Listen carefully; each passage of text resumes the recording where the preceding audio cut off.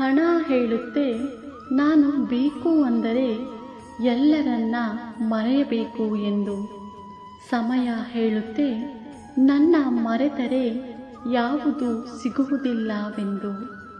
ಭವಿಷ್ಯ ಹೇಳುತ್ತೆ ನಾಳೆ ನಾನು ಬೇಕು ಅಂದರೆ ಇಂದು ನೀನು ದುಡಿಯಬೇಕು ಎಂದು. ಆದರೆ ಭಗವಂತ ಹೇಳುತ್ತಾನೆ ನಿನ್ನ ಕೆಲಸ ನೀನು ಮಾಡು, ಫಲವನ್ನು ನನಗೆ ಬಿಡು ಅಂತ. ಈ ಪ್ರಪಂಚದಲ್ಲೇ ಅತಿ ಮಧುರವಾದ ಜೋಡಿ ಯಾವುದು ಗೊತ್ತಾ? ಅದು ನಗು ಮತ್ತು ಅಳು. ಇವು ಯಾವತ್ತೂ ಪರಸ್ಪರ ಭೇಟಿ ಆಗುವುದೇ ಇಲ್ಲ. ಅಕಸ್ಮಾತ್ ಭೇಟಿಯಾದರೆ ಆ ಕ್ಷಣವನ್ನು ಯಾವತ್ತೂ ಮರೆಯುವುದಕ್ಕಾಗುವುದಿಲ್ಲ.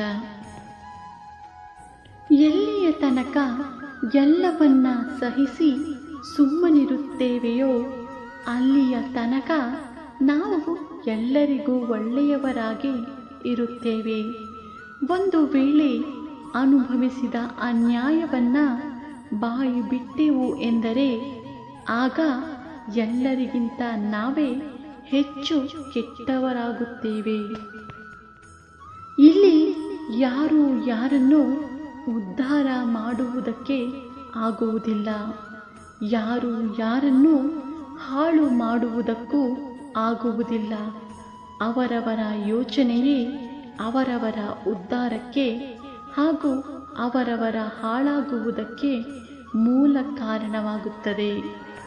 ಸುರಿದು ಹೋದ ಮಳೆ ಸರಿದು ಹೋದ ವೇಳೆ ಮತ್ತೆ ಸಿಗಲಾರವು. ಹಾಗಂತ ಅದರೊಳಗೆ ನಾವುಗಳು ಕಳೆದು ಹೋಗಬಾರದು. ನಾಳೆಗಳ ಚಿಂತೆ ಬೇಡ. ಕಣ್ಣೆದುರುಗಿರುವ ಈ ಕ್ಷಣಗಳಲ್ಲಿ ಬದುಕುವ ಸೊಗಸು ನಮ್ಮೊಳಗಿರಲಿ. ನಮ್ಮ ಜೀವನದಲ್ಲಿ ನಮಗೆ ನಾವು ಮಾಡಿಕೊಳ್ಳುವ ದೊಡ್ಡ ಮೋಸ ಏನೆಂದರೆ ನಮ್ಮ ಭಾವನೆಗಳಿಗೆ ಸ್ಪಂದಿಸದೇ ಇರೋ ವ್ಯಕ್ತಿಗಳಿಗೆ ನಮ್ಮ ಅಮೂಲ್ಯವಾದ ಪ್ರೀತಿ, ಕಾಳಜಿ, ಕಣ್ಣೀರು ಹಾಗೂ ಮುಖ್ಯವಾಗಿ ಸಮಯವನ್ನು ಮೀಸಲಿಡುವುದು. ವಯಸ್ಸಿನಲ್ಲಿ ಯಾರಾದರೂ ದೊಡ್ಡವರು ಇರಬಹುದು ಅಥವಾ ಚಿಕ್ಕವರಿರಬಹುದು. ಆದರೆ ವಾಸ್ತವದಲ್ಲಿ ಯಾರ ಹೃದಯದಲ್ಲಿ ಕರುಣೆ, ಸ್ನೇಹ, ಪ್ರೀತಿ, ಗೌರವದ ಭಾವ ತುಂಬಿರುತ್ತದೆಯೋ ಅವರೇ ನಿಜವಾದ ದೊಡ್ಡವರು.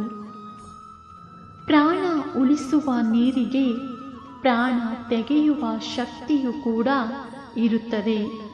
ಆದ್ದರಿಂದ ಯಾರನ್ನೂ ಕೂಡ ಕಡೆಗಣಿಸಬಾರದು. ನೀವು ಯಾರನ್ನು ಮೋಸ ಮಾಡಿ ತುಳಿದಿದ್ದೀರೋ ಅವರಿಗೂ ನಿಮ್ಮನ್ನು ತುಳಿಯುವ ಶಕ್ತಿ ಇರುತ್ತದೆ. ಒಬ್ಬರ ಕಣ್ಣೀರು ಕೇವಲ ಕಣ್ಣೀರಲ್ಲ, ಅದು ಶಾಪ. ನಮ್ಮನ್ನು ನೋಯಿಸಿದವರ ಮೇಲೆ ಸೇಡು ತೀರಿಸಿಕೊಳ್ಳಲು ನಾವು ಸಮಯವನ್ನು ವ್ಯರ್ಥ ಮಾಡಬಾರದು. ಅವರವರ ಕರ್ಮವನ್ನು ಅವರವರೇ ಅನುಭವಿಸುತ್ತಾರೆ. ಕಾಲಕ್ಕೂ ಕಾಲಾವಕಾಶ ಕೊಟ್ಟು ನೋಡೋಣ. ಈ ವಿಡಿಯೋ ನೋಡಿದ್ದಕ್ಕಾಗಿ ಧನ್ಯವಾದಗಳು.